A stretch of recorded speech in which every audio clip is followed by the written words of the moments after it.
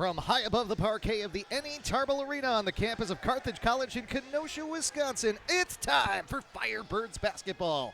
Good afternoon, everyone. Dan Pfeifer with you alongside my business partner, my associate, Assistant Director of Athletic Communications, Justin Corrigan, as today we're set to bring you Carthage men's basketball, the 2024-25 home opener for the Firebirds, who enter with a 1-0 record and are set to take on the Alma Scots, who are yet to get a win in 2 tries in this just underway campaign. Good start to the year for the Carthage Firebirds, who are receiving votes in the D3Hoops.com poll.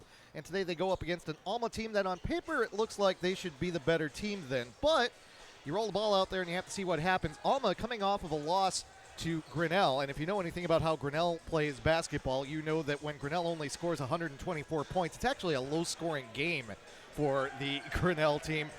They also lost to Wittenberg to open their season, so they're looking to rebound here. This is their second game on the road. That game against Grinnell was at home in Michigan for Alma, whereas Carthage, they've only played 1 game so far. It was at Illinois Tech across the street from Guaranteed Rate Field, where I'm pretty sure the Scarlet Hawks could field a better baseball team than the White Sox.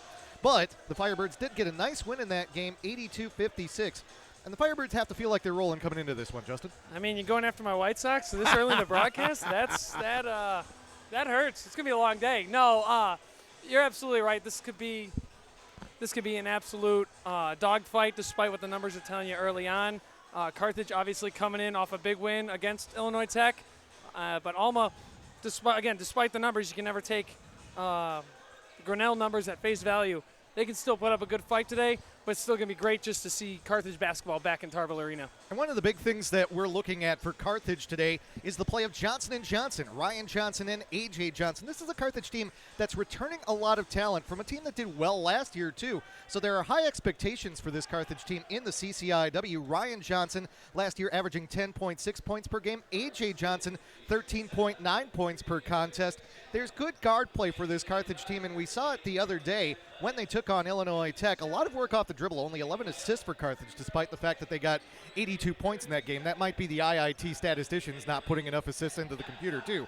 But it looks like this is a Carthage team that's got good athleticism and will take to the floor and challenge defenses. Yeah, I think a couple of the big questions that were buzzing around campus going into this season were, one, how are the Firebirds going to fill Filip Oladovich's shoes, big-time scorer for his entire career at Carthage? How are they going to fill Julian Campbell's size down low, missing him this season? And then, what are the Johnson & Johnson brothers going to look like? A.J. Johnson was off to a hot start last year before he went out with a shoulder injury about halfway through the season. And then Ryan Johnson, as soon as his brother went down, he took off and ended up becoming newcomer of the year for the CCIW. So putting those two on the court together has been kind of the big buzz. And then you throw them in with A.J. Williams, Antoine Nesbitt's, Colton Sigel. What are these guys going to do with this new but familiar look to this Firebirds team? And yeah, we need to preface what we're saying today, which is that you may not see the best of Carthage early in the season. For instance, you mentioned Antoine Nesbitt, the senior guard out of the Prairie School. He comes from Milwaukee, did not play in the opener for Carthage against Illinois Tech. So when you get him back, that'll even add another element to the offense. He led the Firebirds in assists last year with 5 per game, also in minutes with 37.2 per contest last year.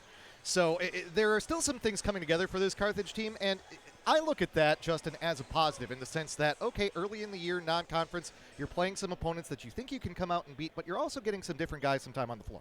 Absolutely, and the big thing is going to be, too, is as you go through a season, as much as you don't want to happen, injuries are going to happen, so you need to make sure you've got guys who can step up in the face of adversity. And so head coach Steve Jarakovic, he's got to use this time to figure that out. In that case of emergency, who's going to be the guy that can step up when needed? The teams have taken to the floor. We will have the national anthem in just a few moments. We will take pause for the anthem as we honor America here at Tarble Arena.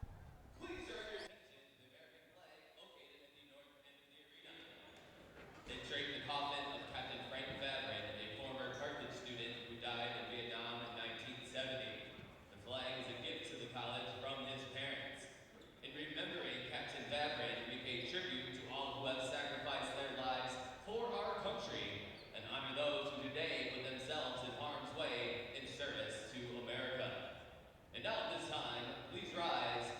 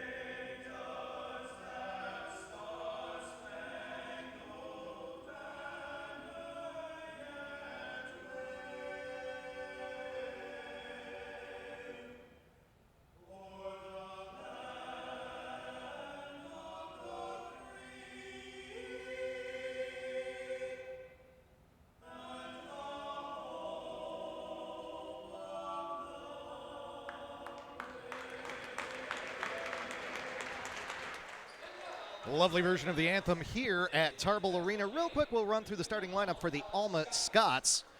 Donovan Collins will be one guard for the Scots. He's a 6-foot sophomore out of Plainfield, Illinois. He'll be joined by Noah Cutler, a 5'10 freshman who comes from Fort Myers, Florida. Corbin Heitzman will be one forward for the Scots. He is a 6'7 sophomore from Haley, Idaho. Another forward will be Logan St. Martin. He's out of Kalamazoo, Michigan. He's a 6'6 sophomore who went to Hackett Catholic Prep. And joining them on the floor will be a third guard, Paul Gotti. He is a 6'3 senior who calls Alma, Michigan home. He led the Scots in scoring among returners with 12 points per game. He's leading the Scots among scorers this season thus far with 12 points per contest. Pretty good field goal percentage on the season thus far, 81.8%. He is going to be the straw that stirs the drink for the Scots. We will send it down to the floor momentarily for the starting lineup for your Carthage Firebirds.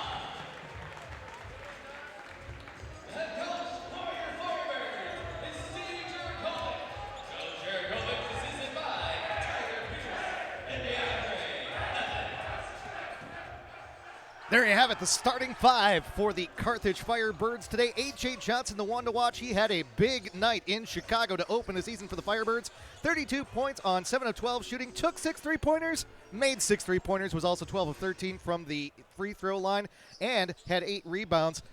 He just did it all when the Firebirds opened up against the Scarlet Hawks. Yeah, it was an electric return to the court for him. Like I mentioned in the pregame, out early in the season with a shoulder injury. Great to see him come back, and it was a huge X factor in the win for the Firebirds, and hopefully will be an X factor all season long. See the starting lineups on your screen right now. Apologies for the fact that we labeled Alma as Lawrence. Maybe there's someone named Lawrence who goes to Alma. Could be what we have there. They are the Scots. They're wearing black. Carthage wearing the home grays today. We've seen these before for Carthage. Tip is controlled by Alma. And we are underway here at Tarble Arena, and it is Cutler with the basketball well beyond the top of the key, looking to his left, bounce pass towards the elbow, and it'll be taken by Heitzman. He'll hand it off. Collins over to the right side. That is Gotti. Into the lane Gotti goes, falls down, able to get the pass away, no foul called. 8 seconds on the shot clock. To the corner, nice ball fake, and we're going to get a foul, and they will say it was shooting as A.J. Williams goes into Paul Gotti.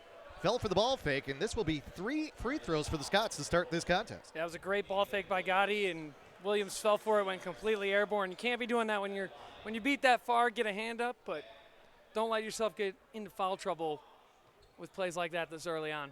Well, and they always say from every level of the basketball court from youth basketball all the way up to the NBA, it is not a good idea to foul a jump shooter, and you should not be going into the air. Now, the officials are coming to the table here, and they're going to review this one.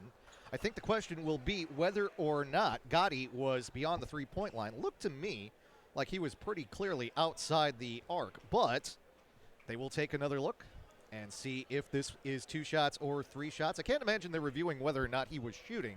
That is a decision you make on the floor, but where he was on the floor does make a difference in how many free throws he gets.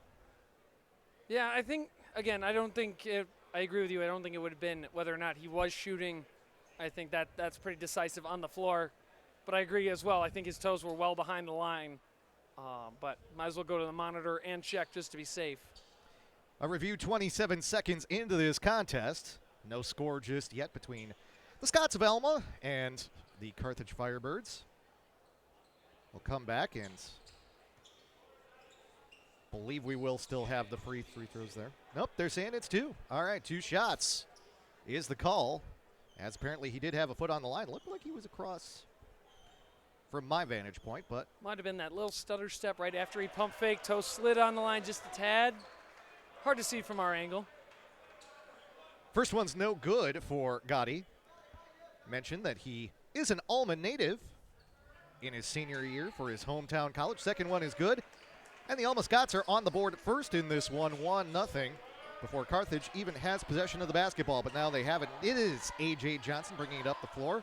Swings it over to the left side, back to A.J. Johnson. Of course, both A.J. and Ryan out of Oswego, Illinois, in the starting lineup for the Firebirds. Brothers, three-point try. That is good from the far side of the floor. And Riley Brooks, he hit one against Illinois Tech, and he's already got one in this contest. First lead of the game for Carthage. It's 3-1. That was great ball movement there. Don almost mishandled the ball. Just past the free throw line, able to get it back out, swing it over to Brooks. Good 3. No question there that he was outside the line. This will be a three-point try on the far side for Collins. No good. Rebound initially comes down to Don. It came out of his hands, went towards the ground, was kicked back up, hit Don off Logan St. Martin, and went out of bounds, and they say it was off St. Martin last. It'll be Carthage basketball. Odd sequence under the basket there as St. Martin went to the ground, and the ball played a little bit of pinball there, but went out of bounds in favor of the Firebirds. Firebirds back with it. Bounce pass into the lane, swung back outside, wide open three-point try. That is good.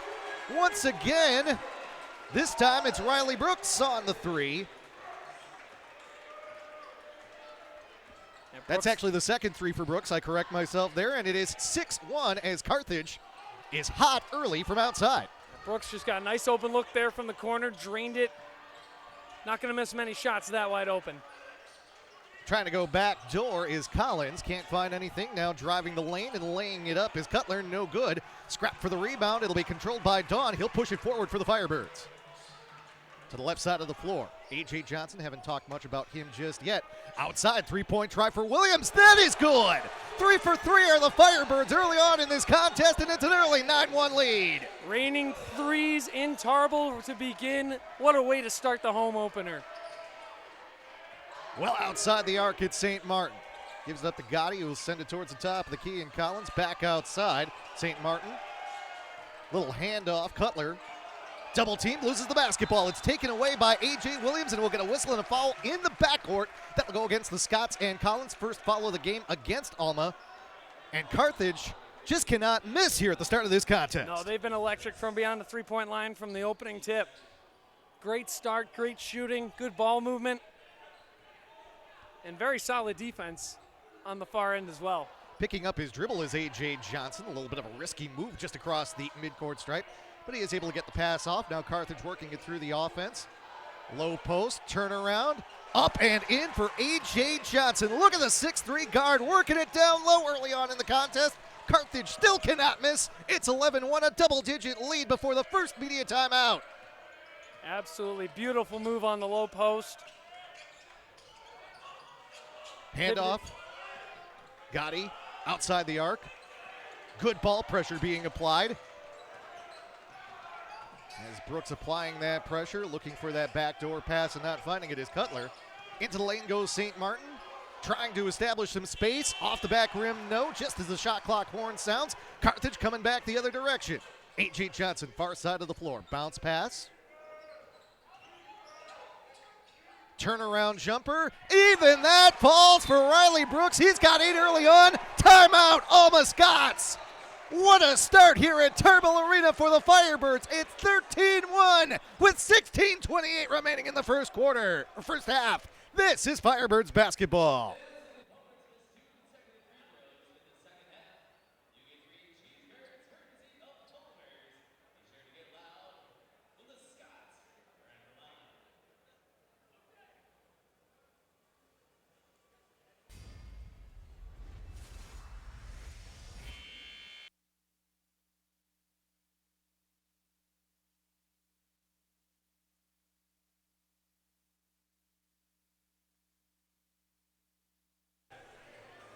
Back with you from Tarble Arena, where I'm a little surprised Carthage didn't score during the timeout, Justin. 13-1.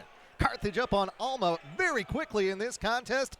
As again, the Firebirds, every shot they're taking, finding the hoop. Absolutely, especially Riley Brooks. Welcome to Firebirds basketball, making his presence known immediately as they step out of bounds. Firebirds forcing a turnover right out of timeout. Noah Cutler lost his place on the parquet here at Tarble Arena. And it'll be Firebirds basketball once again. What a start here for the Firebirds.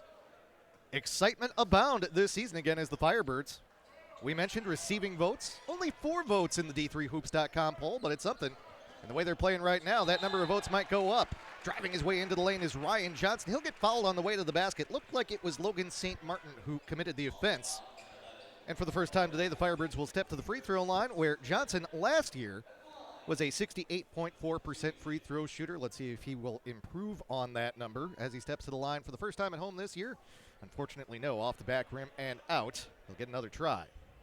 And the Firebirds, this is one area they struggled a bit at the free throw line last season, shooting just .668 on the year. Hopefully a little bit better this season. Second free throw is good. That makes it 14-1 in favor of the Firebirds. An early 13-point lead with 16 minutes remaining in this contest. Pass is tipped and stolen away. Griffin Dunn with a good defense as he makes his way into the lane. Now we'll head to the lane on the other side of the floor. Swings it back outside. 3-point try for Williams. And that's the first miss of the day for the Firebirds. Rebound comes to the Scots and St. Martin. Well, it had to happen eventually. Yeah, can't rain forever. I have not known of a team that has shot 100% in a basketball game, and I've watched a lot of basketball in my life. We're going to get a foul against Carthage. That'll go against Riley Brooks, his first of the contest, second team foul against the Firebirds. Inbound pass to come for the Scots. Referees making sure that all of the jerseys are tucked in, even though we see A.J. Johnson's is coming out of his shorts. Nifty little left-handed layup, up and good for Noah Cutler. Averaging 4.5 points per game through 2 contests for the Scots. Nice move into the lane, good speed.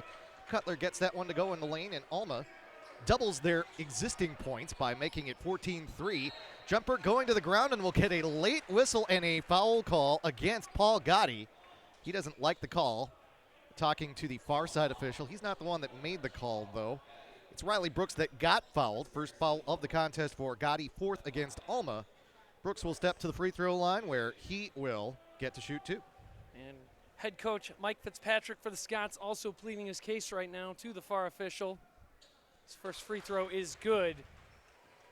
Brooks already with 9 points in the basketball game.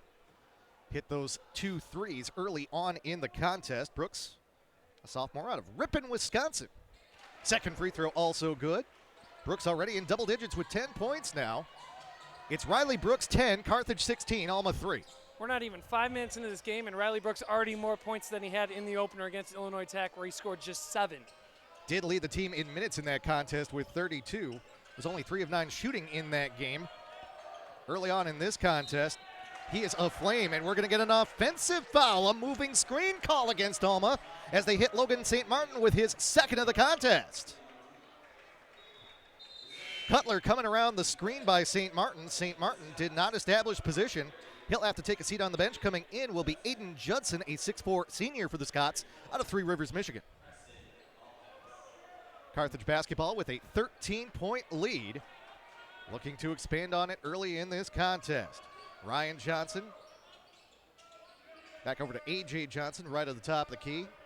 Bounce pass, Riley Brooks into the lane. Layup around the rim and no good. Offensive board, though, for A.J. Williams as he recovers his own miss.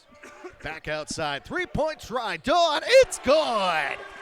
Griffin Dawn, welcome to the party. He gets his first points of the game. It's 19-3. The Firebirds fly at Dawn, and Griffin Dawn making good space there, getting the shot from the left.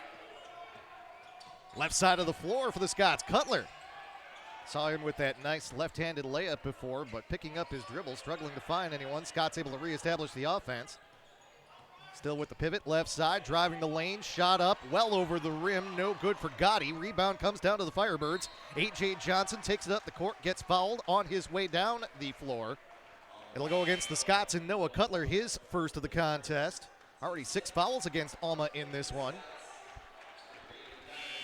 Donovan Collins returns for the Scots. We'll also see Josh Elliott come on for substitutions of the contest for the Firebirds as well.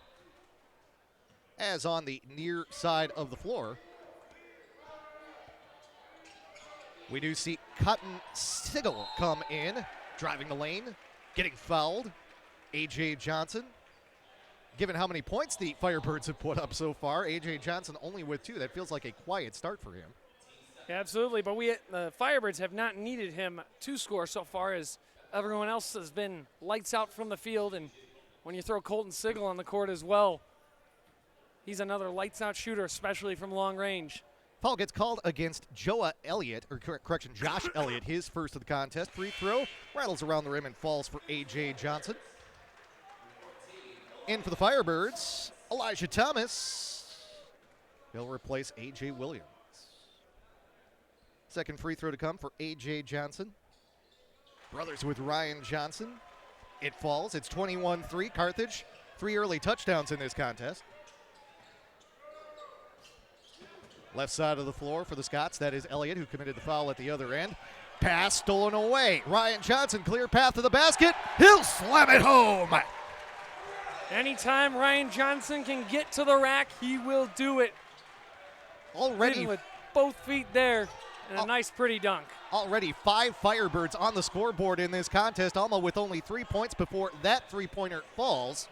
For Jeremy Rosario, he doubles the score for the Scots to make it 23-6.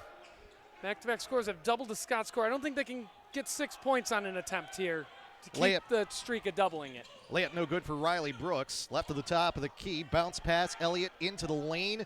Jumper off the rim and no good.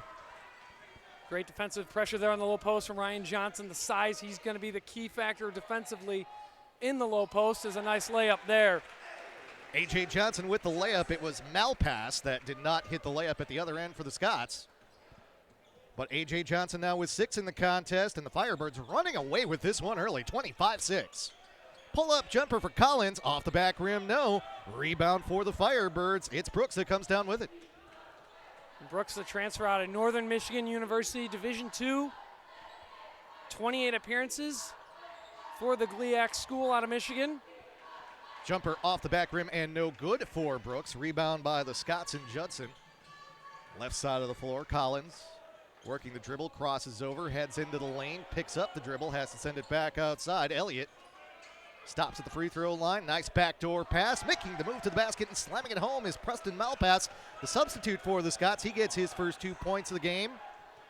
And that makes it 25-8. But Carthage still well in control of this contest after being red hot early on.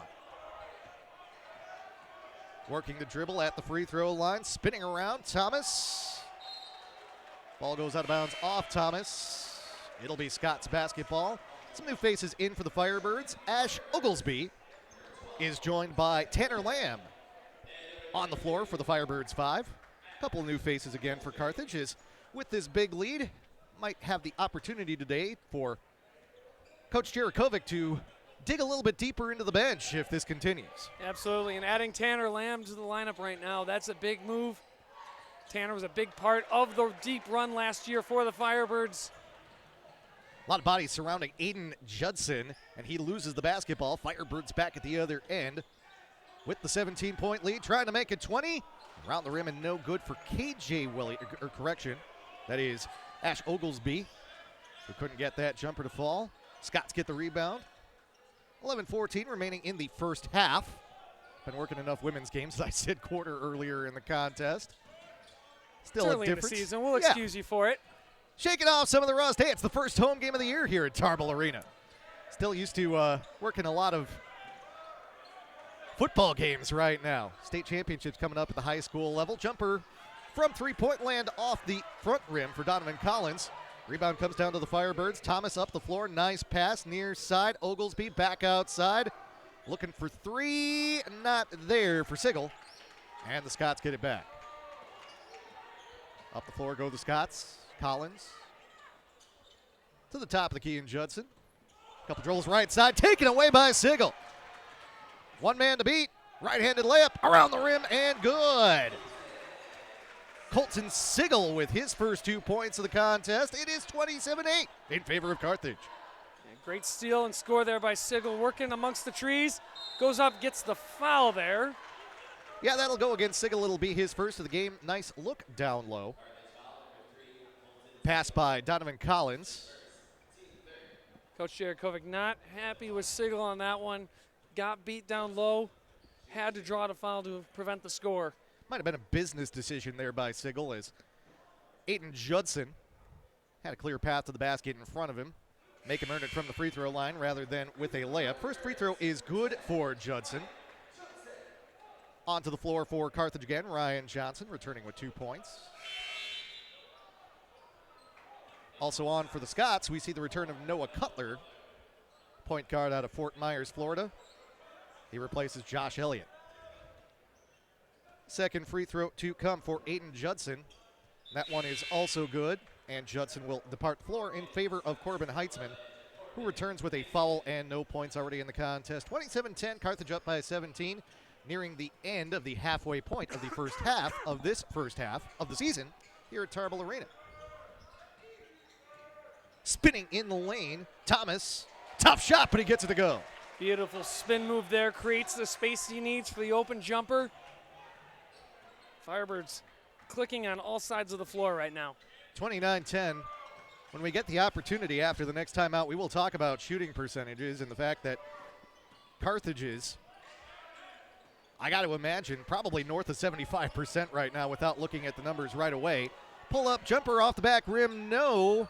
Rebound kind of hung up there for a second. It is controlled by the Scots. Falling down, Rosario sends it back outside. Three-point try for Smith, for Collins, no good. This time Carthage does get the rebound. Ryan Johnson will bring it up the court for the Firebirds, trying to expand this lead past 20. Pull up three. Off the front rim, no for Thomas.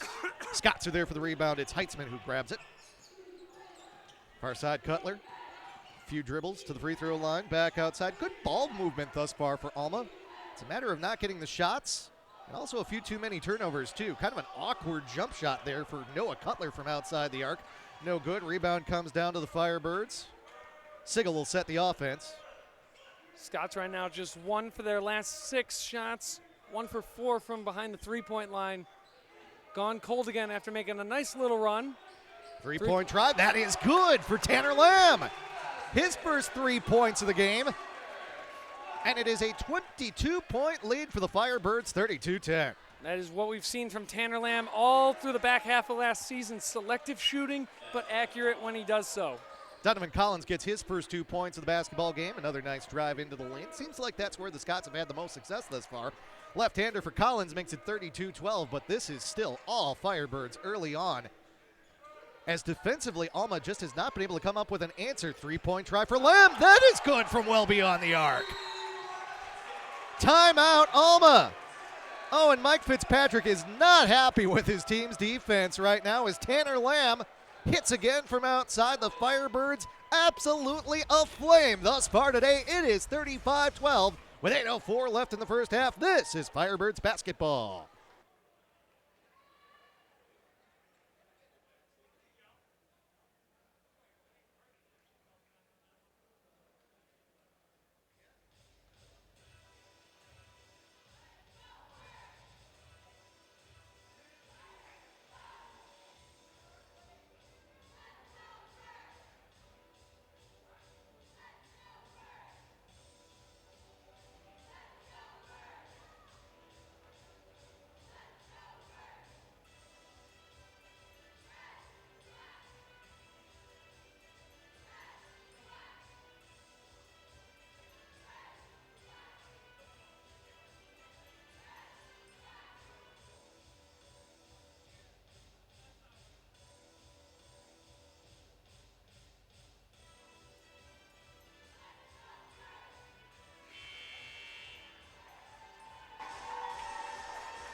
35-12, Carthage up on Alma with 8:04 remaining in the first half. I overestimated those shooting percentages there, but the fact that Carthage is still hitting on 60% of its shots, 12 of 20 early on, including 6 of 10 from outside the arc.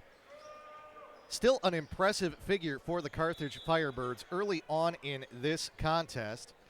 We do want to correct something there, too. That timeout was taken by Carthage, as apparently they just felt they were too hot, I think is all we can say to explain that one there, Justin.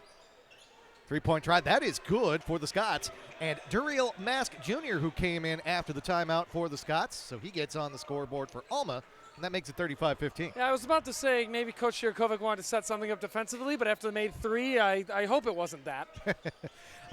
Again, for me, after the three-pointer there for Carthage, seems like it would have been the time for Alma to take a timeout, especially after it was a wide-open 3. But, hey, timeout for Carthage, and, when you get 6 of them without actual electronic media timeouts today. I talked about media timeouts earlier. We do not have them implemented today. Each team gets more timeouts as a result.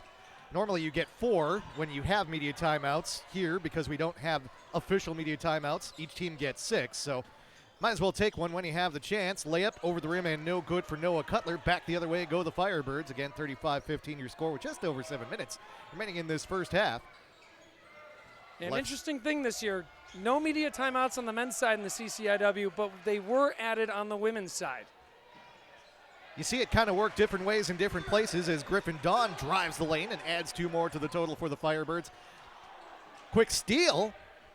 Sigel couldn't get the layup to go. Scots get it back, but I've worked a lot of games in the Northern Athletics Collegiate Conference and seen media timeouts come and go there as well. So it's ultimately a decision that the coaches can make. And if anything, it's a good thing that the conference has decided that all of the schools will do one thing unanimously rather than it being different from one place to the other, because that can start to get it a little confusing as we see Alma miss a shot. That is Corbin Heitzman who missed that one. However, Carthage loses the basketball to Alma, and they'll come back the other direction, driving the lane. Mask, left-handed layup, no good. Rebound for the Firebirds. Comes down to Ryan Johnson.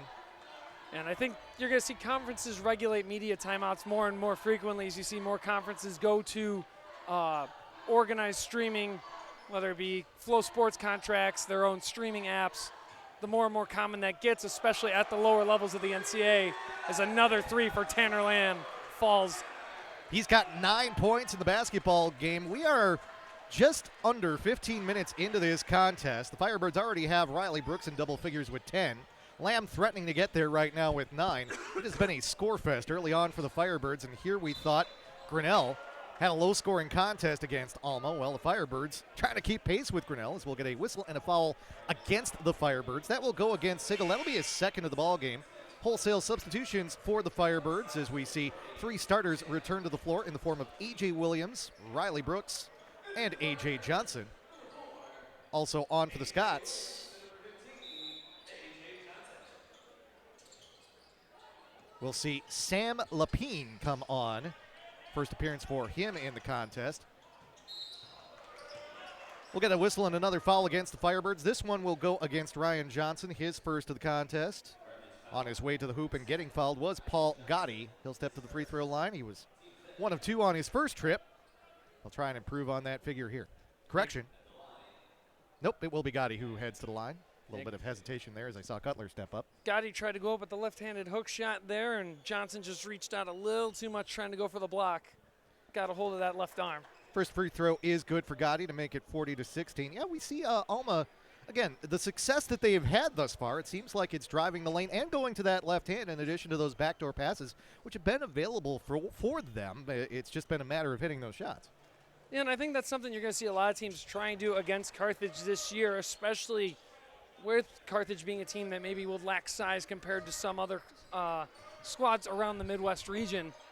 It'll be interesting to see how Coach Shirakovic chooses to defend that as we move forward. Top of the key, nice ball fake for Ryan Johnson. He'll drive the lane around the rim, no good. But right there for the rebound is Dawn. He puts it back up and in. He's now got 7 in the contest, 42-17 Carthage. And Dawn with a great move there, coming in hot, grabbing the rebound and putting it back all in one swift motion. There we see that backdoor pass, but it's a little bit too far beyond the hands of Riley Brooks. Turnover, or correction, for Corbin Heitzman there. Turnover by Noah Cutler, and it'll be Firebirds basketball. On for the Scots, Donovan Collins returning to the basketball game with 2 points. And, yeah, you know, it's something you see a lot of the time when you've got a team that plays good off-ball defense. And you would think, well, those backdoor cuts, as we see Carthage try and execute one, and they do exactly what the Scots did at the other end. Turnover on the part of A.J. Johnson. See, I just had a premonition that we were going to turn the ball over in that manner. But when you've got teams that try to play intense off-ball defense, those cuts can take players who apply good pressure by surprise because it's a move away from what you're doing. And a lot of times guys will be open on their way to the basket. It's just a matter of executing the pass. This time, though, a little pin screen and driving the lane is Donovan Collins. He'll get the layup to go. He's now got 4, and Alma cuts into the Carthage lead. It's 42-19. Yeah, and I think that is just as Johnson takes a 3 off the rim. It'll go out of bounds, and it'll be Scots basketball. Continue. I lost what I was saying on that 3. We were talking about the pin screen and the backdoor cuts and all of those pieces. Yeah, I think that's just how Alma's got to keep rolling through this game. Obviously, it didn't work on that last attempt to Heitzman that we saw go out of bounds, and then, as you premised, Carthage tried to do and turn the ball over. But that's something that when you play off-ball defense is a way to kind of break that up, is get behind that defense, get underneath, try and make the move where necessary. Pull-up jumper for Collins just inside the three-point line, and that is good. Donovan Collins starting to heat up a little bit. He's got the last 2 buckets for Alma. Carthage doubling up Alma right now, 42-21. Blackjack for the Alma Scots. Pass over to the left side, looking outside the arc. 3-point try on the way off the front rim, and no good for Dawn. Rebound comes to the Scots, and all of a sudden the Scots have a little bit of momentum here. I'm not going to say too much. Kind of on a 4-0 run right now, just making a couple of shots. Firebirds struggling a bit to get the shots to fall. Well, that's one way for the momentum to go away. Yeah, turnover. A.J. Williams, can we call that a dunk? I don't know. Ball got the front of the rim. He gets the 2 points. We will say that. It would be a dunk in a sense of me trying to dunk. I think that's about as close as I would get on a good day, and I'd probably blow my knee out trying to do it. Well, I'm 5'6", and my BMI is not where my doctor wants to be, so if I tried to dunk, maybe I would get the underside of the nets. That would be about all. But timeout called by Carthage, their second taken of the 6 that they get in the contest. 3:16 remaining in the first half, and it is the Firebirds up after that. We'll call it a dunk for A.J. Williams, 44-21. This is Firebirds basketball.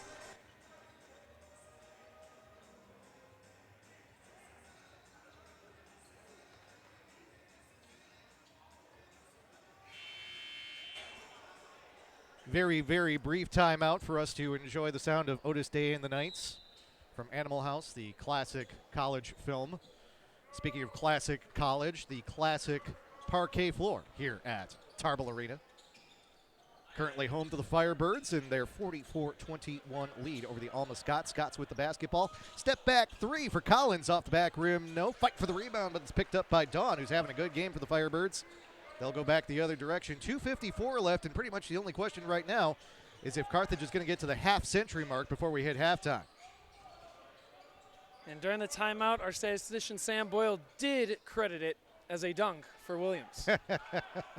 A very kind credit on the part of Sam Boyle there, but it was definitely an attempted dunk, and he got part of the rim there. But those are the types of things that you laugh about in film session, as layup is off the rim and no good for St. Martin. But getting the rebound is Heitzman for the Scots. Sends it back outside. Heitzman takes it again outside the arc. Couple steps towards the lane. Shot is blocked. Ryan Johnson with the rejection, and he gets the basketball. Back up the floor at the other end. A.J. Williams. Tough shot, but he gets it to fall in the lane. The far end of the floor, I think Heitzman wanted a foul there, but great job by Johnson going straight up, getting the block, getting the turnover, turning into points at the other end. Ryan Johnson got caught in the air. 3-point try from the near side after no foul was called. No good for Rosario. Right side of the floor, A.J. Johnson. Back outside to his brother Ryan. Thought about 3. But you could see Ryan Johnson make the motion to his teammates. No, I want to calm things down with 1:39 remaining here in this first half. This is Brooks driving the lane. He had a hot start to this contest. Tough shot goes to the ground. No foul. Rebound comes to the Scots in Rosario. Nice move along the baseline. Not necessarily the shot, though, that Corbin Heitzman wanted. Just kind of went straight up in the air on him. Didn't get enough finger spin on that basketball. Right side of the floor, A.J. Johnson as the Firebirds come back.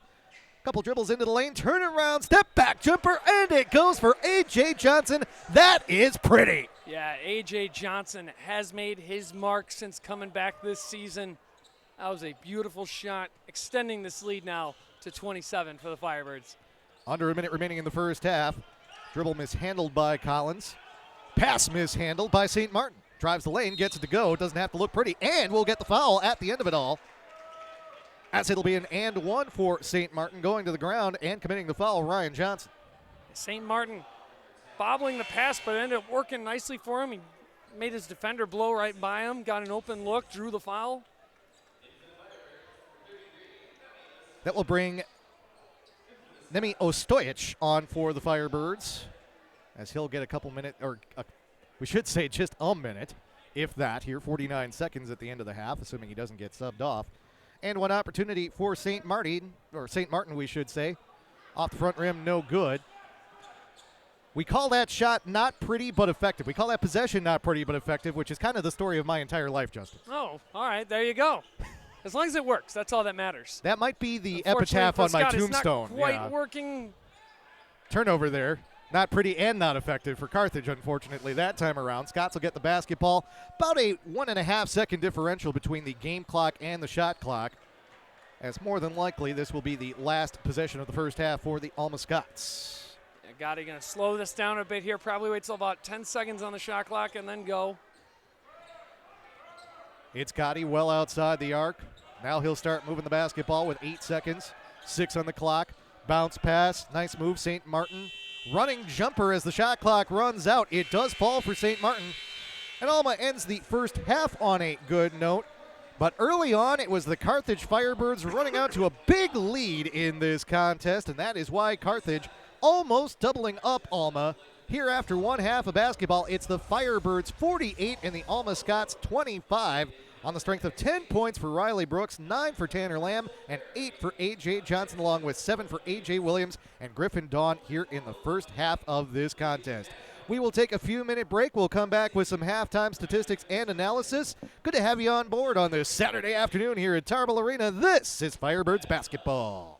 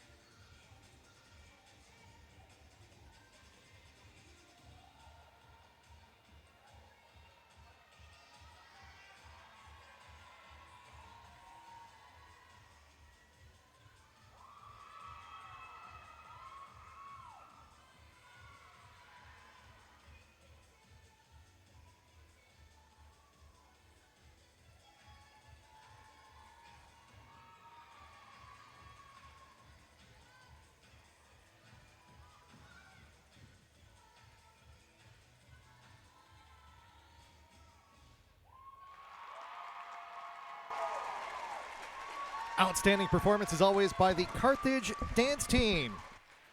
As we are here at Tarble Arena, and it is halftime between Carthage and Alma. Carthage with a 48-25 lead. Some halftime statistics for you, Justin Corrigan. Dan Pfeifer, by the way, along with you. You see some of the numbers there, and the shooting is one of two factors that I think has been a big deal in this contest that has differentiated Carthage from Alma thus far. Field goal percentage for Carthage in the first half, 52.9% on 18 of 34 shooting, also 7 of 13 beyond the line, hitting at a 53.8% clip. Over on the other side for Alma, 9 of 27. They're only hitting 1 out of every 3 shots, and from three-point land, they're 2 of 8, hitting 1 out of every 4. The other story, the turnovers as well. Alma a bit careless with the basketball, 10 turnovers in that first half. 5 of them by point guard Noah Cutler. Meanwhile, Carthage taking good care of the basketball. Only 2 turnovers for them. 3 steals early on in the contest, 7 steals already for Carthage. 2 for A.J. Williams, 2 for Colton Sigel. And that's what's making a big difference in this one. The turnovers, the fact that Alma can't hold on to the basketball, trying to execute those backdoor cuts, but oftentimes just not finding a friendly hand. And then at the other end, hey, Carthage just not missing shots. Yeah, absolutely. I think you hit it on the head with the turnovers. We kind of saw it coming into this game after, obviously, just 1 game for the Firebirds, 2 for the Scots. Alma averaging 19.5 turnovers per game, while the Firebirds only averaging 9. It's almost on pace with what we're seeing here, a little bit more favored towards the Firebirds with only 2 turnovers, but they're taking care of the ball, they're scoring efficiently, and it's paying off as they have a huge lead coming into the second half. Unsurprisingly, too, you see the points off turnovers, 12 for the Firebirds, just 4 for Alma. Also in the paint, I mean, right now the Firebirds are hitting from everywhere in Tarble Arena. I mean, they could be hitting from Lake Michigan right now if they were trying to hit from out there the way they shot in that first half. 8 fast break points as well. That is a product of what you see in terms of the points off turnovers. Head to some of the individual numbers if we could, as it was Riley Brooks that led the way in scoring for the Firebirds in the first half with 10 points. You see there, 3 of 6 shooting. Also had a rebound. Tanner Lamb, 9 points on 3 of 3 shooting. Coming off the bench for the Firebirds, only saw 7 minutes of action against Illinois Tech. Keep him out there on the floor as hot as he's been early on in those contests, as all 3 of those shots came from beyond the three-point line. A.J. Johnson, you know he's going to get his points. He's got 8 thus far on 3 of 4 shooting. And Griffin Dawn, notice those 7 rebounds already for Griffin Dawn, doing a good job down low getting the boards, in addition to the 7 points and 3 of 6 shooting for the Firebirds. I mean, what I'm looking at, too, here for the Firebirds as well is distributed scoring as well.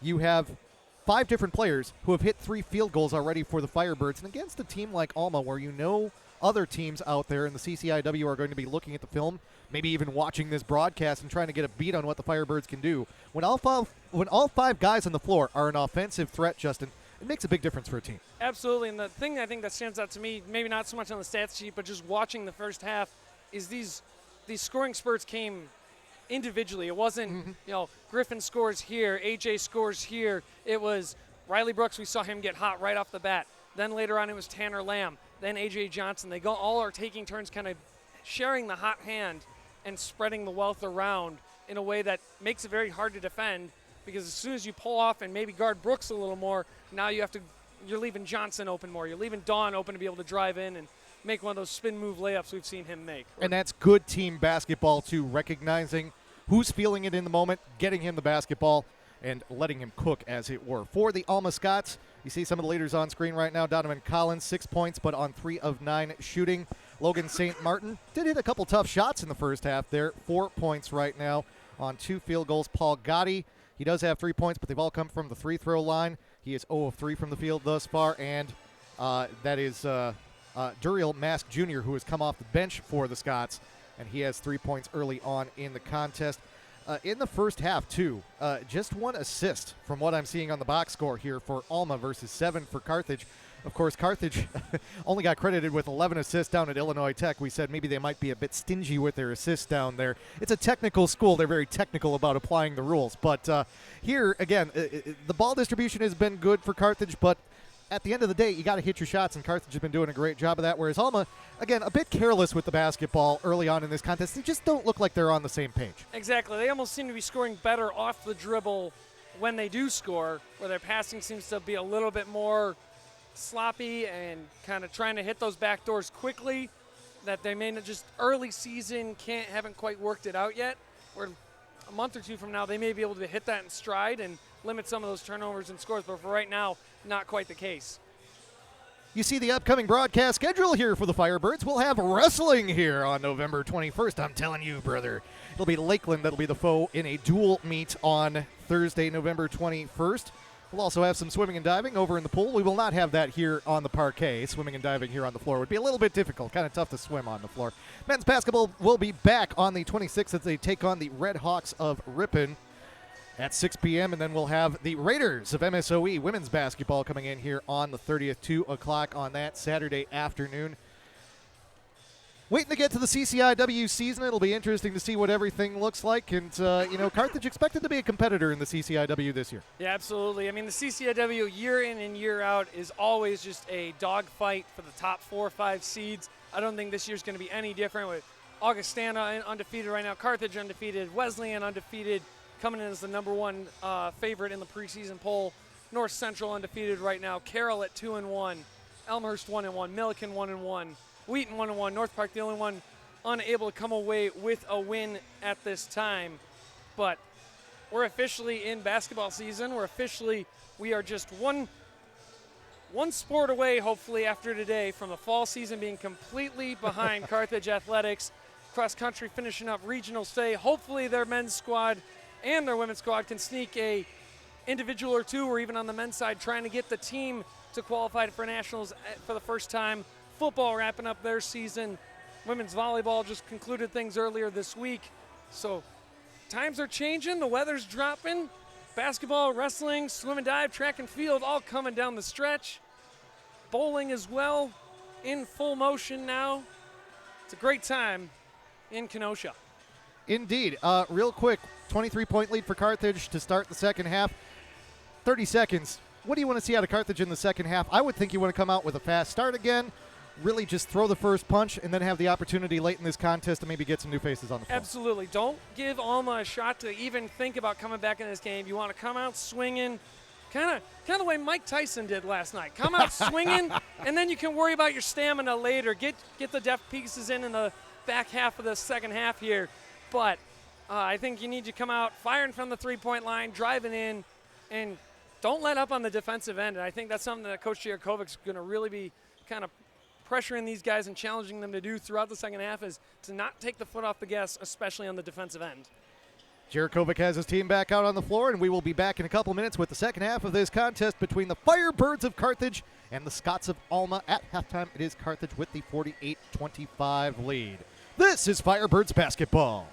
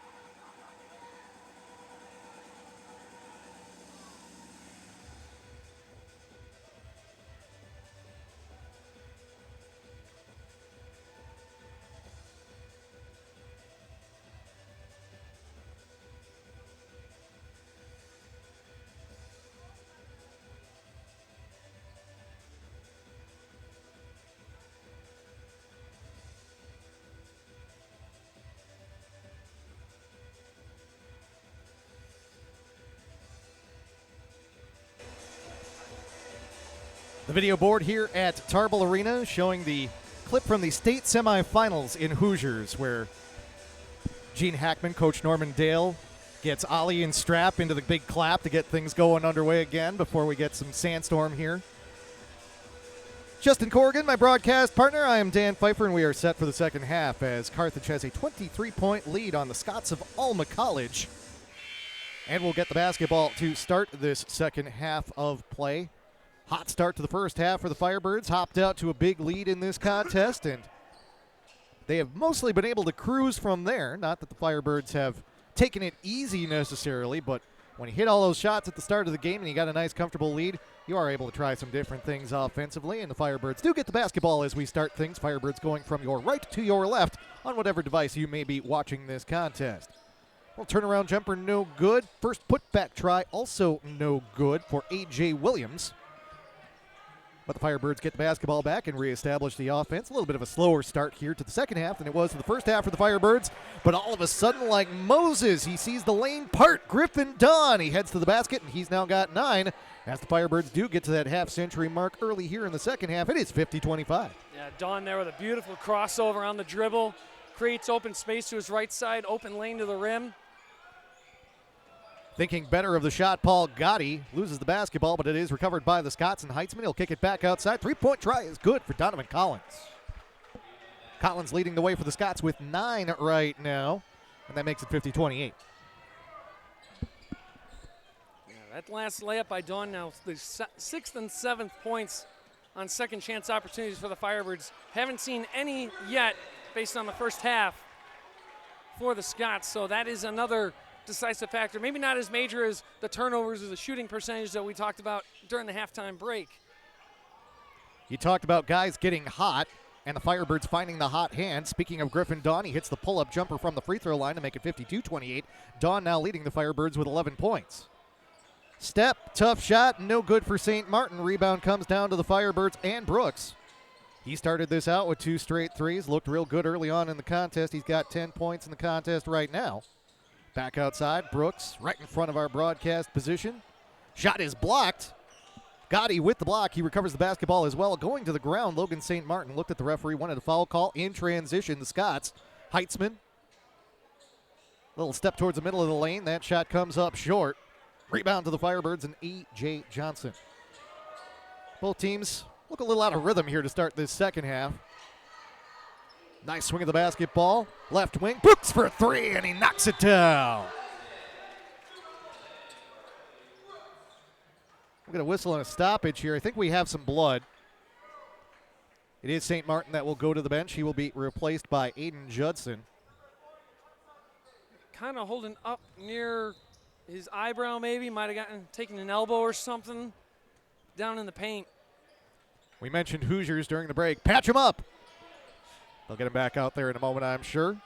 I always seem to forget about Hoosiers until we get to basketball season and that clip hits the video board. And then the second I see it, I'm like, well, I know what I'm watching when I get home tonight. Oh, absolute classic. As the layup is up and good for Ryan Johnson. He's now got 4 in the basketball game.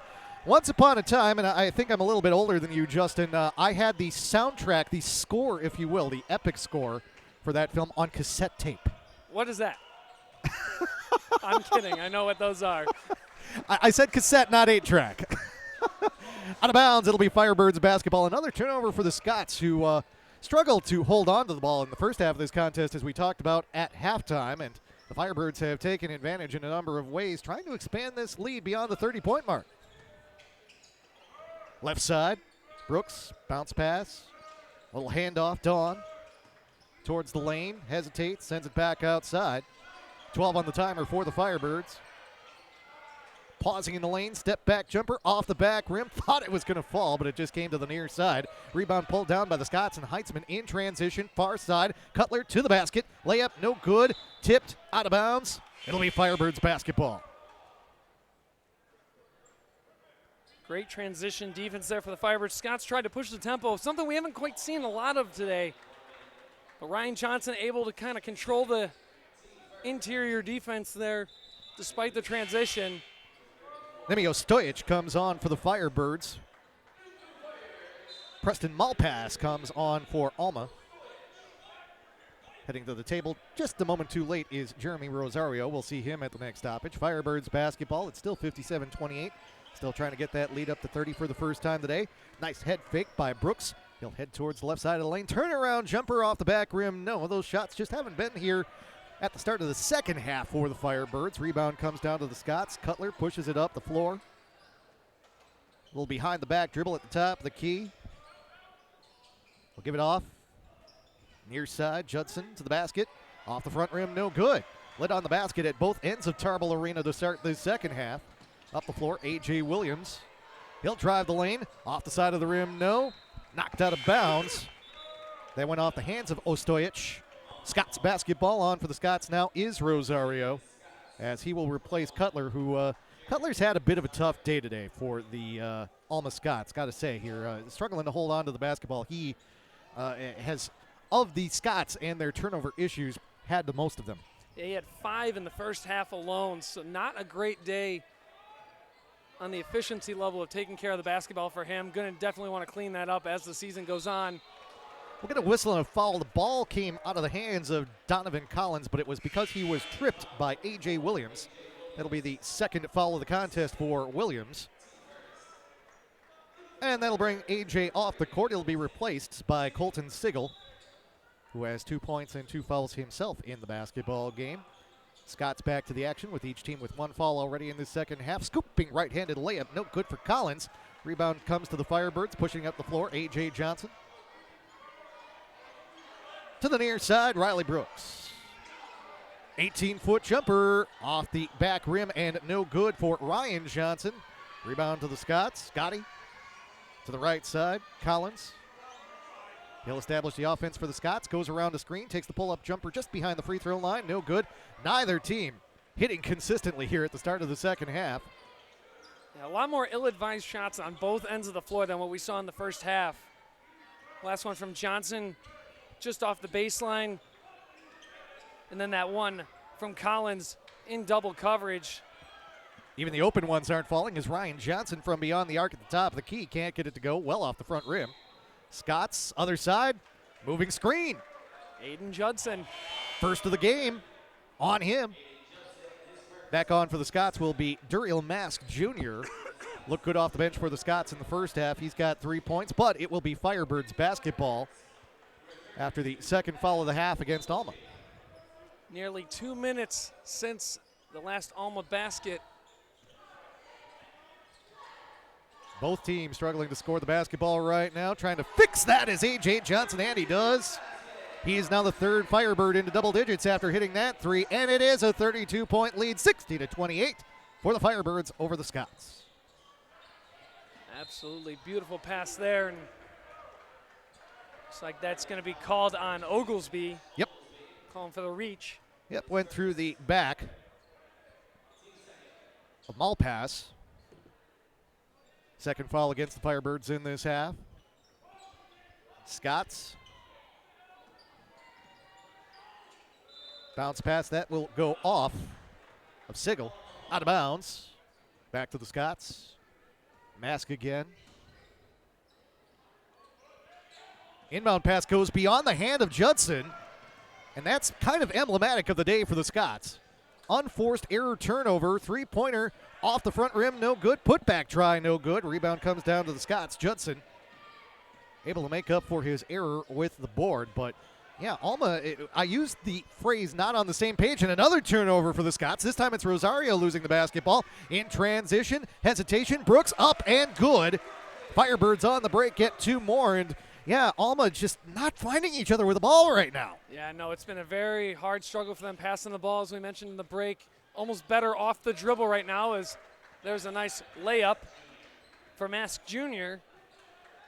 Once again, off the dribble, whereas passing, they just seem to be finding more Carthage hands than Alma hands.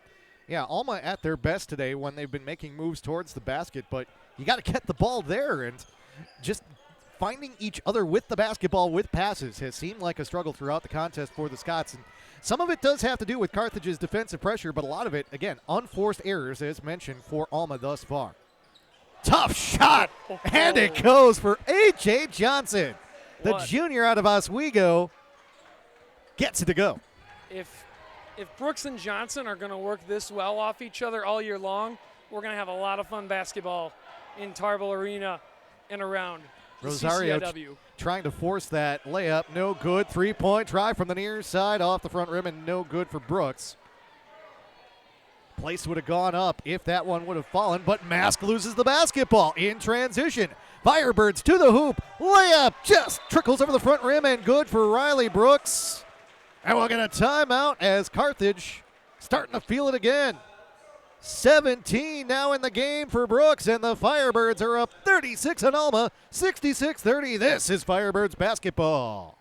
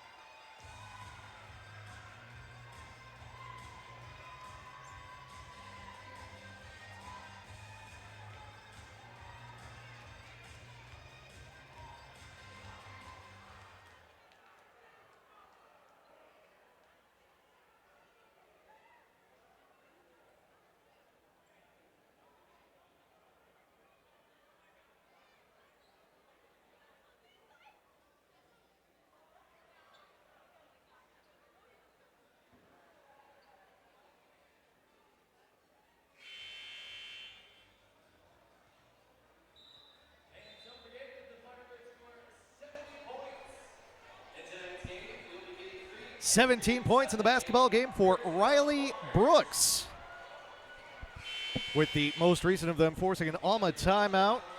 It is 66-30, a 36-point lead right now for the Carthage Firebirds. You said it, streaky basketball for the Firebirds, but when they have been hot today, they have been red hot.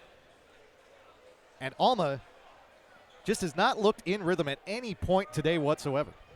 Yeah, and Riley Brooks now just, let me double check my numbers here, just 1 point away from tying his collegiate high when he scored 18 at the Division II level against Viterbo back on November 30th of last year, back when he played for the Wildcats of Northern Michigan. Three-pointer off the front rim and no good for Donovan Collins. Firebirds back the other way. Bounced pass towards the block. That is Nate Montgomery who gets fouled as he goes up.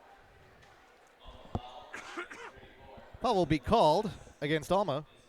And Preston Malpass, his first appearance of the day for Montgomery. Free throw off the back rim, no good. Nate Montgomery, a junior out of Watertown, Wisconsin, a Gosler. One of the more unique nicknames for high schools in the state of Wisconsin. Not quite as good as the Monroe Cheesemakers, but still a pretty good one. Second free throw is good as Montgomery gets his name in the scorebook. It is now 67-30 in favor of Carthage. I don't think he gets more Wisconsin than Cheesemakers. It does not, no. You have Cheesemakers, and then you actually have a couple different schools around the state, including Kimberly, that are paper makers. Jumper up and good for Jeremy Rosario. He now has 5 as Alma cuts into the lead and makes it a 35-point game, 67-32. What does that mascot costume look like, a paper maker? It's actually like a hornet, wasp, something in that family. Interesting, okay. Yeah, because if you think about the nests that they build, they're kind of a papery type material. So that makes sense. Outside the arc, thinking about it, A.J. Williams pulls it down into the dribble. Gets past his defender, establishes a little space, and he'll get fouled on the jump shot from 15 feet out. Foul will go against Donovan Collins, and we'll see A.J. Williams head to the free throw line for 2, where he was an over 81% shooter last year. Yeah, Williams, we saw him make that move a lot last year, kind of work his way into the low corner, just off the low post, taking that shot from the left side. Didn't make it there, but got the foul, made the first of the free throws. Tanner Lamb returns to the basketball game for the Firebirds after A.J. Williams hits the first of 2. Lamb got hot in the first half, 3 of 3 shooting, 9 points in the contest. First appearance in the second half for him. Second free throw off the front rim and good for Williams. He now has 9 in the contest. 37-point lead for the Carthage Firebirds, 69-32. Near side, Rosario. They'll swing it over to the far side. Ball pass. Nice bounce pass into the lane. Up and good. That is Tyrell Rodich freshman out of Tomsville, Ohio, as we're starting to see some new faces on the floor for both sides. First 2 points of the game for him. Pull-up jumper just outside the free throw line. No good for Elijah Thomas. And that last time down the floor, the Scots finally got that passing ball movement to work. We've seen them try it again and again tonight. Turned into a lot more turnovers than points, but that one was a beautiful one there, leading to a layup. Three-pointer around the rim and out for Rosario. Looking for a foul. Sigel, correction. Elijah Thomas couldn't get it. Scots with the basketball, far side, three-pointer for Collins, off the front rim, no good. Going up and over the top, Rosario. Surprised there wasn't an over-the-back call there. He'll get fouled on his way back to the basket after there was no call on the rebound. This will get called against A.J. Williams. He now has 3 fouls in the contest. Don't be surprised if he heads over to the Firebirds bench, as we do see Ryan Johnson return to the table. 2 free throws coming up for the Scots, and Rosario, who has 5 in the contest. He's out of Albany, New York. 6'3" junior. Went to Colony Central High School. Free throw off the rim, off the backboard, off the rim, and good. Ryan Johnson back in, along with his brother, A.J. Johnson, the Oswego boys. Combined for 18 points tonight. 7 of 14 shooting between the two brothers. Maybe a little bit quieter than we were expecting, but it hasn't mattered. So we've seen some big nights from other Firebirds as well. Left-handed free throw on the second shot for Jeremy Rosario is good. Yeah, the Johnson and Johnson combination are brothers. You also have A.J. Williams and K.J. Williams, not related on the Firebirds roster. Layup up and good. Elijah Thomas gets his 3rd and 4th points of the basketball game. The junior out of Aurora, Colorado, makes it 71-36. Carthage with 9:54 remaining in the second half, almost doubling up Alma in this contest. Nice ball fake for Collins, loses the basketball. Elijah Thomas has a lot of floor in front of him.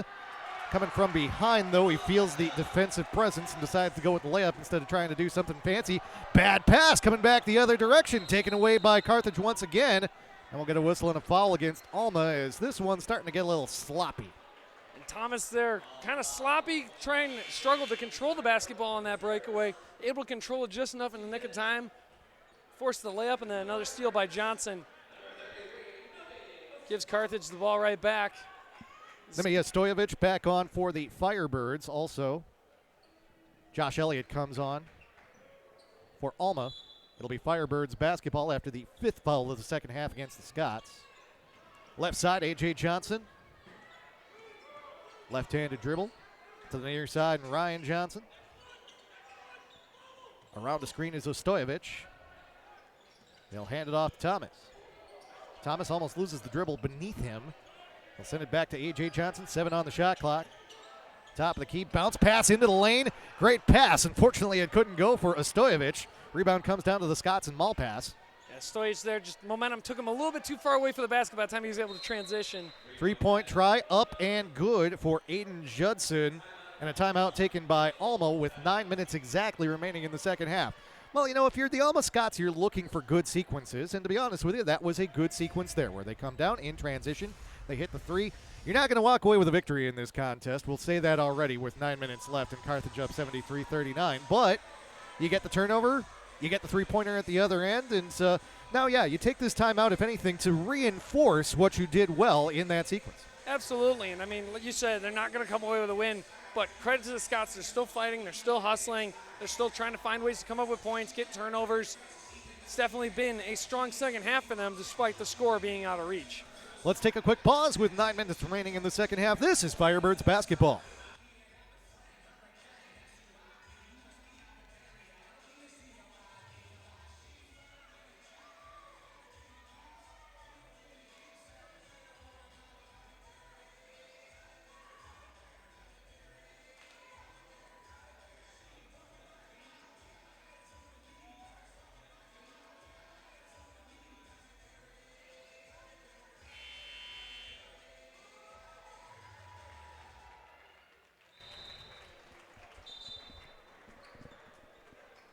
Quick glance at the team stats for the contests. Carthage's field goal percentage has dipped under 50% with that cold stretch at the start of the second half. It is 49.1%. Alma hitting on 32.6% of its shots. Also, though, looking at that turnover number, 17 turnovers in the game for Alma, just 2 for the Firebirds, and that tells a lot of the story. Absolutely. The turnovers have been a major factor in this, along with just the hot shooting spurts that we've mentioned time and time again for the Firebirds, coming out, getting a 10-point lead almost immediately in this game, and they just never look back. Into the lane, Ostojevic, tough layup, he gets it to go, and the foul. Call it on Logan St. Martin, and Ostojevic will go to the line to try and make it 3 as the Firebirds go back up by 36 points, 75-39. That was possible by an incredible feed from Riley Brooks, finding Ostojevic down low. Mentioned that the foul went against Rosario, his first. The free throw is a good for Ostojevic. 76-39. Carthage up big in this contest. This one's going to go to the Firebirds at the end of the day. It's just a question of how much right now. Nice move to the basket by Rosario, but he can't get it to go. Far side, Ryan Johnson will get it back after what in soccer we would call a 1-2 ball. Quick pass that he receives back right away. Far side of the floor, back outside, three-point try, Ryan Johnson. High off the back rim, that'll go over the top of the back of the backboard by rule in the NCAA. That is out of bounds. It'll be Alma ball.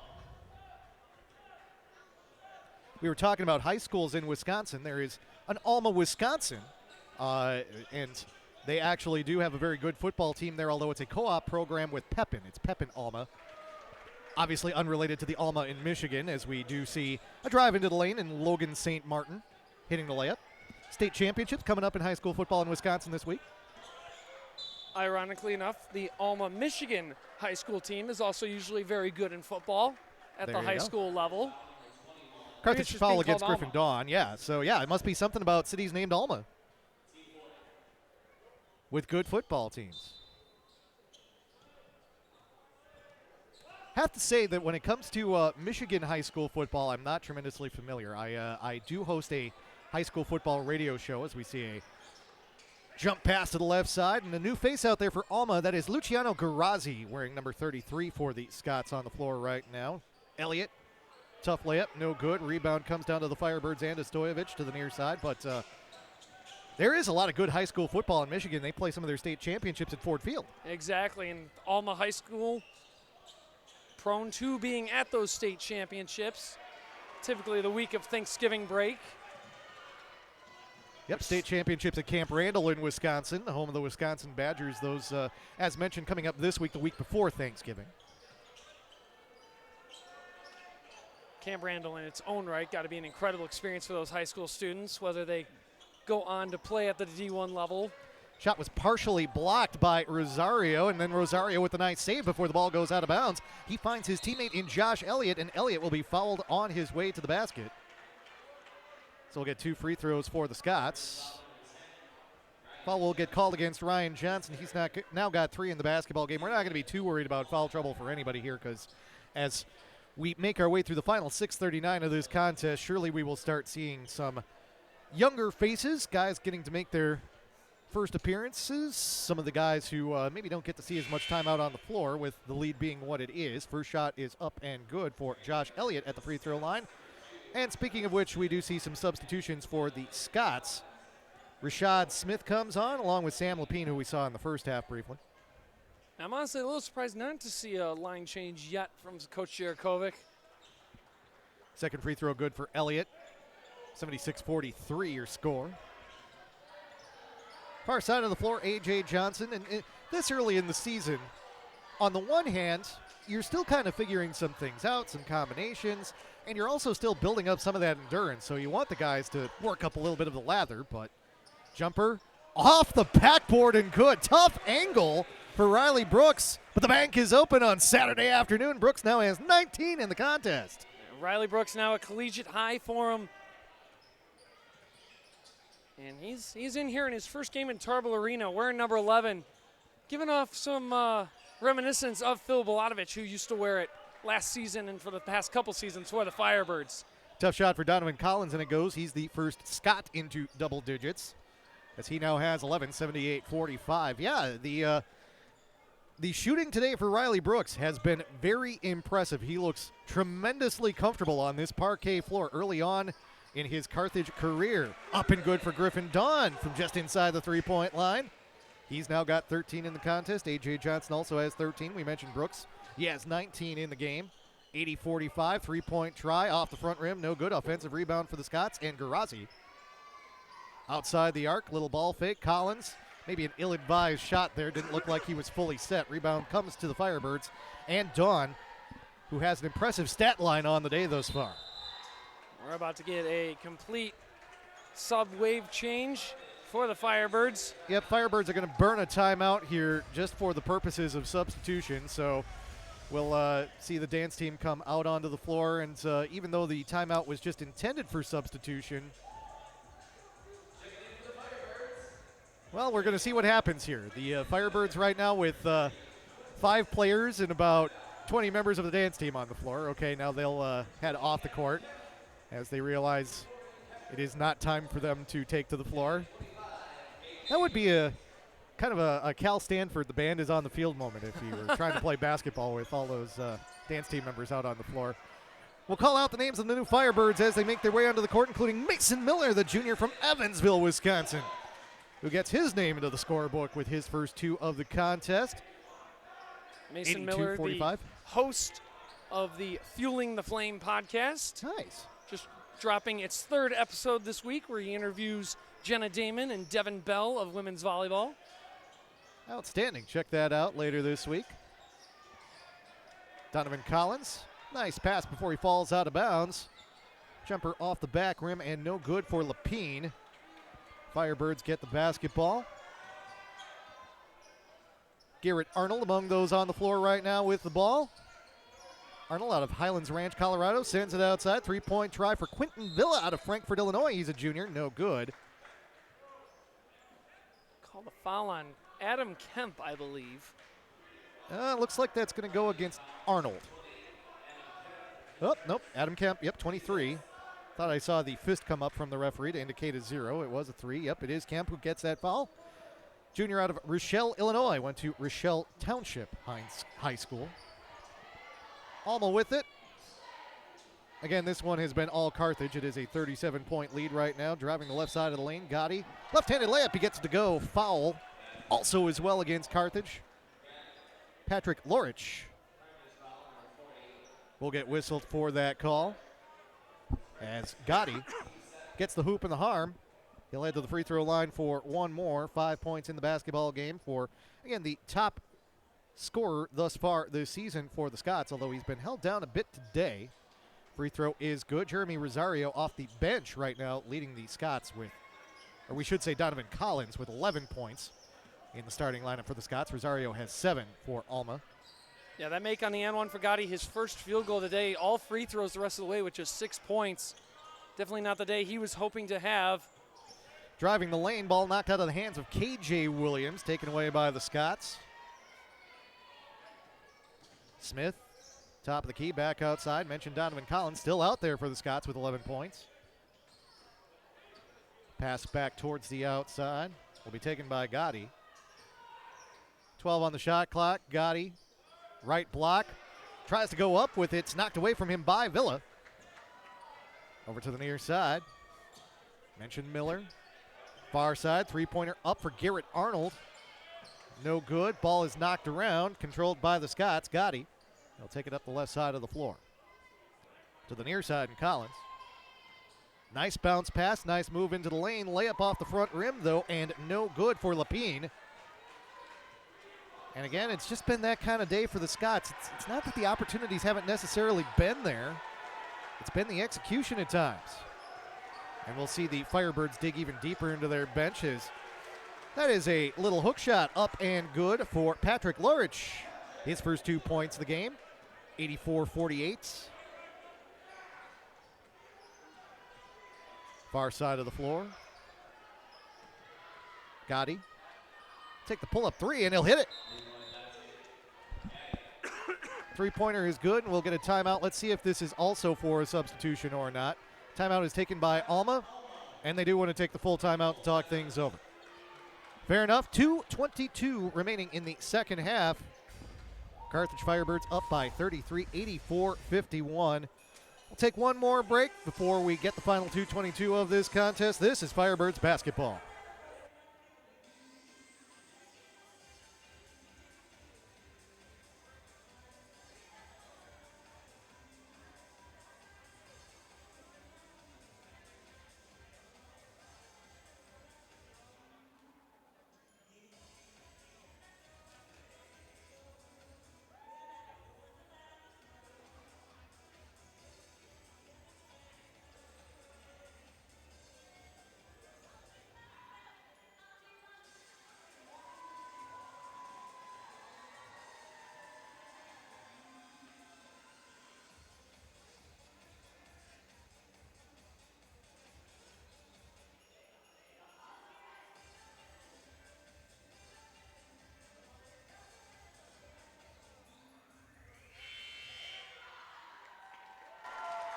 A Christmas-themed routine for the Carthage dance team, and it spawned a little bit of a debate during the break there between Justin and I, Justin Corrigan and Dan Pfeifer on the broadcast here. And, is it too early for Christmas music or not? Obviously, the dance team thinks it's not, but I don't know. Justin and I, you seem to think, and I kind of agree with you, let's get through Thanksgiving first here. I'm always, you hit Black Friday, let's roll with the Christmas music. Let's roll with the decorations. Let's get to Thanksgiving, though. One holiday at a time. I mean, how can you have Christmas music before you have the pumpkin pie with basically the entire container of Cool Whip on top? Exactly. Candied yams and all that good stuff. Drive to the basket, layup up and good for Danae Hamilton, who gets his first 2 points of the game. Again, we mentioned a brand new lineup out there again for the Firebirds, and we do see Antoine Nesbitt out there for Carthage.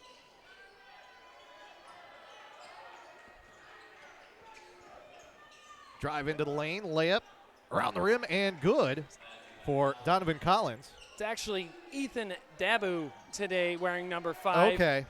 Was told Nesbitt out with a finger injury. Hopefully can return at some point down the line. Three-pointer is good for Andy Nash, sophomore out of Naperville, Illinois. Yeah, I was looking there, and I was like, yeah, Nesbitt is listed as a 6'4 senior, and I was like, that does not look like a 6'4 senior out there. Three-pointer off the side of the rim and no good for Collins, unless Antoine Nesbitt had significantly shrunk. Let's put it that way. Yeah, Dabu listed as a 5'9 freshman from Arlington Heights, Illinois, out of Loyola Academy.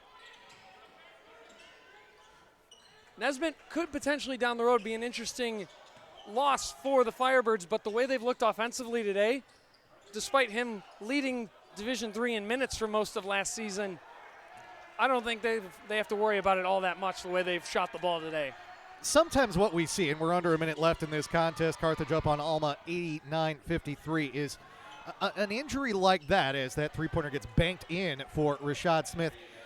It'll forge things for a team because it forces players into roles that maybe they're not familiar with one component that's not there. I'm a guy that has worked a lot with Marquette basketball through the years, and when Marcus Howard, the great scorer for Marquette, was out, Marquette, if anything, played a little bit better for a while because guys recognized they had to step up with that one missing component, and it made the team better in the end. So you look to that with Nesbitt currently out with that finger injury for Carthage. When he comes back, this Carthage team will be that much better. You don't wish an injury on a guy ever, obviously, but sometimes it can help a team to try and recover from that. As the shot clock runs out on the Firebirds, there will be 2.1 seconds left, and the only question right now is what the winning margin will be for Carthage at the end of this contest. Yeah, I mean, going off what you were just saying, too, we saw it last year with the Firebirds. A.J. Johnson goes down after being a key piece.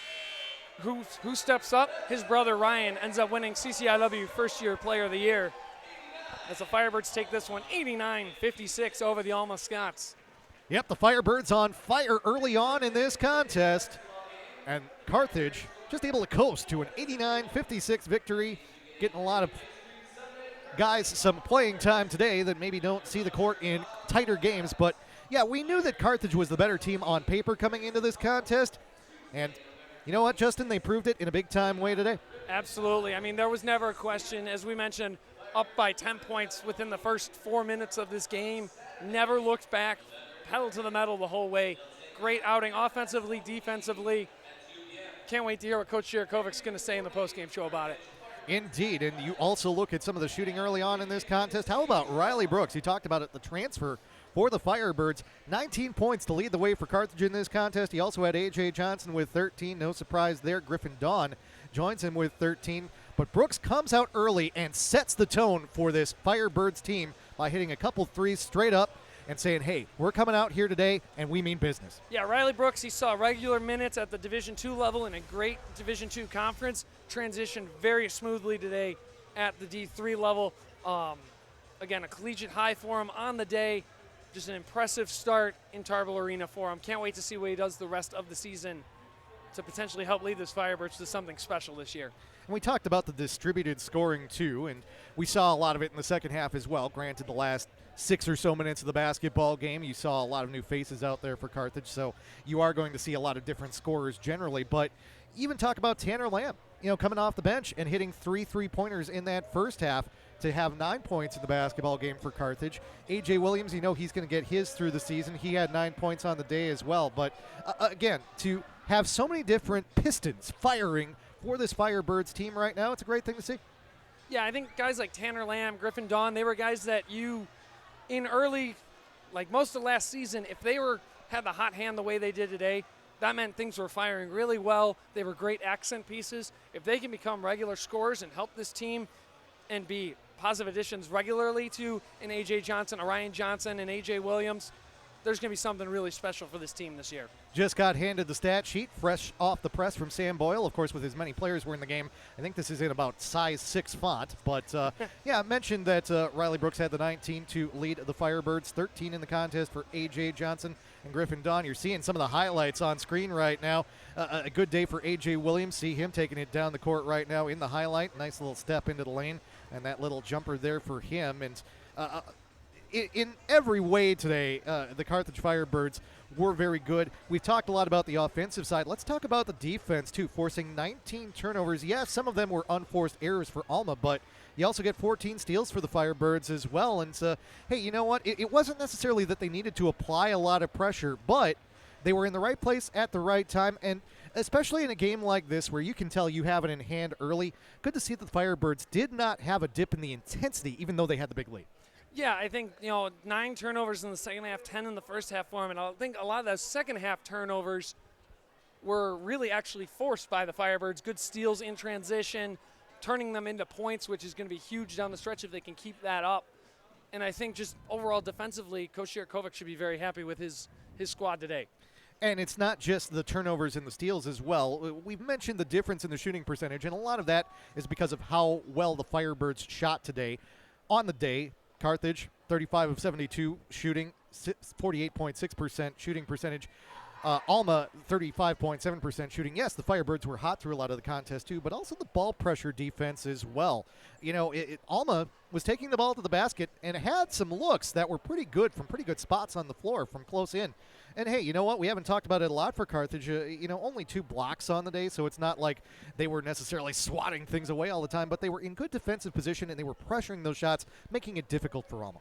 Yeah, again, I think credit Ryan Johnson was a big part of that, where even when the Scots did get in transition or tried to work in the paint, he was always there. Nemanja Stojic was always there to at least get a hand in their face to force a bad shot. Maybe not getting a block, but forcing bad shots, forcing them to try and pass the ball around a little bit more, and causing 19 turnovers throughout the game.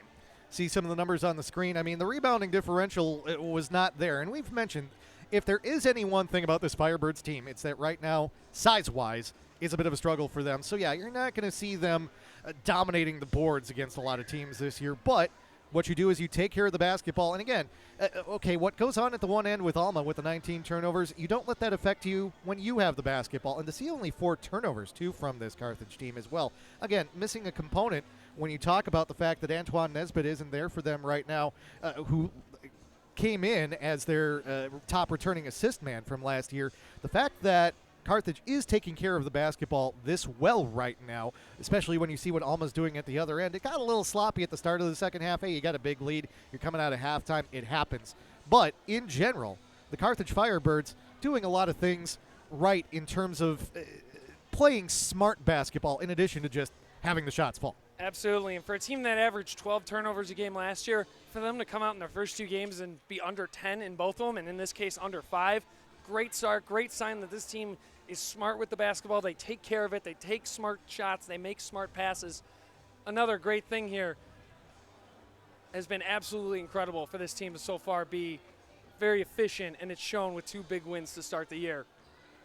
I was just going to ask about turning over the stats, although we will actually go away from the stats as we are joined right now by Steve Jurakovic, who has a special guest with him as well. We'll turn up Steve's microphone here. Steve, who do you have there with you? Little Mila with us for our first game. Say hi, Mila. Say hi. Say hi. Okay, well, hey, Mila might have been the only Firebird that didn't get into the game. Mila also wants to hop on the microphone right now. She does. She's probably better than me at that. But, yeah, let's.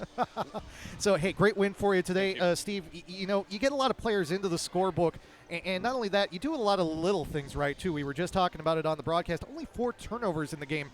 Some days the shots will fall, some days they won't.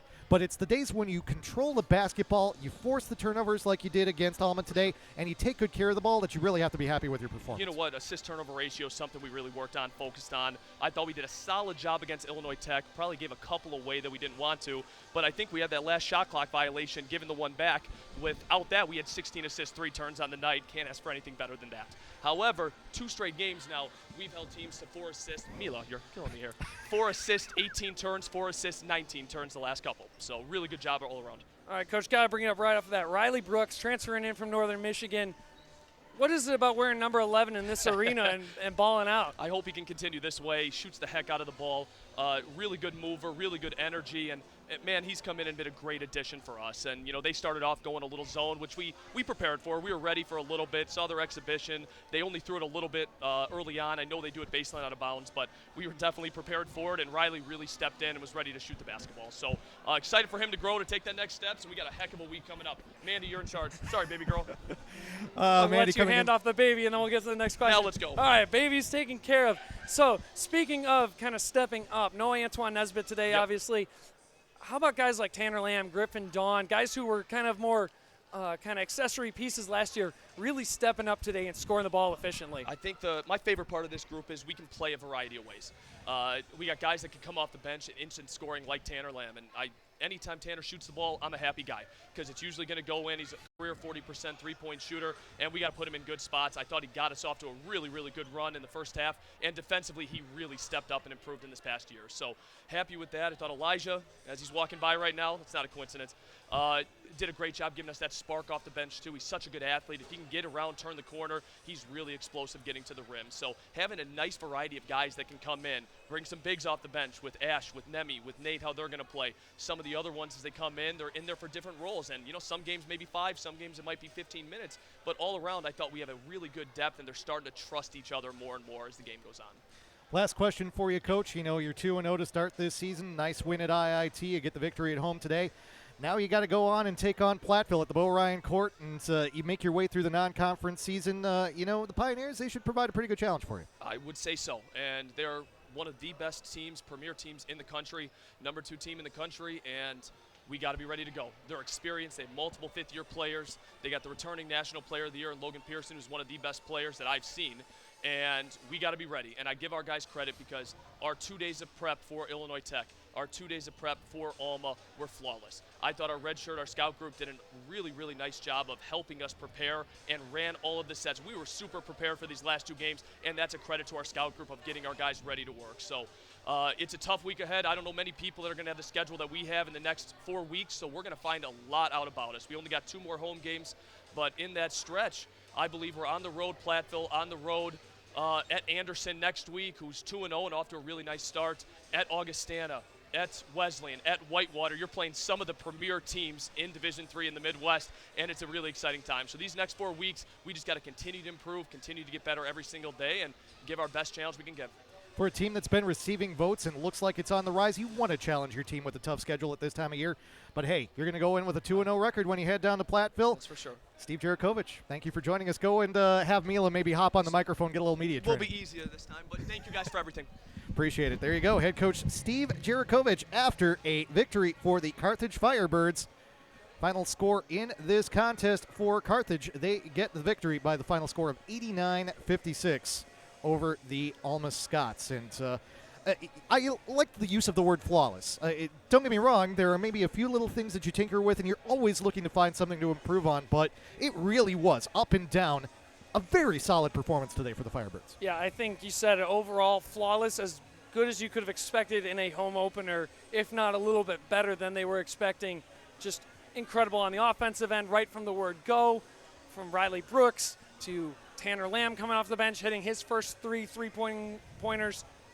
And then on the defensive end, 19 turnovers, while only allowing technically 3, as Coach mentioned, where the 4th was a shot clock violation when they just let the clock go out. Yep. So could not have asked for a more efficient game of basketball from Carthage in their home opener. Take good care of the basketball, and good things usually happen, as it was today for the Carthage Firebirds against the Alma Scots. Mentioned that on Thursday we'll be back here at Tarble Arena, where we will have wrestling. That'll be at 7 o'clock. Look for that on the Firebirds YouTube channel as well. Our thanks to everyone involved with the broadcast, including executive producer Mike Love and producer John Voinovich, as well as all of the others that you will see on the credits coming up. For my man Justin Corrigan, thanks for joining me on the broadcast today. My name is Dan Pfeifer saying be a fan, and we look forward to seeing you again next time. One last time, your final score here from Tarble Arena on the parquet floor. The Carthage Firebirds begin the home schedule in the way that they want to, with an 89-56 victory over the Alma Scots. This has been Carthage Firebirds basketball.